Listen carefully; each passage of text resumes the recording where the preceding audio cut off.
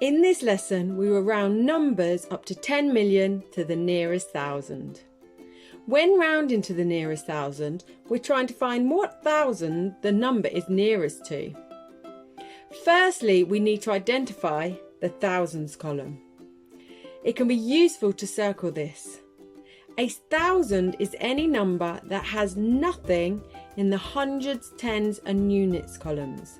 So we put zeros in these columns, the ones to the right of the thousands column. Then we look in the hundreds column to see if we need to round up or down. If there's a 4 or less, we round down. If there's 5 or more, we round up. Drawing on a number line can help us see this. For example, 547,682. So we look in the hundreds column and see a 6. That means we need to round up and the 7 goes up to an 8.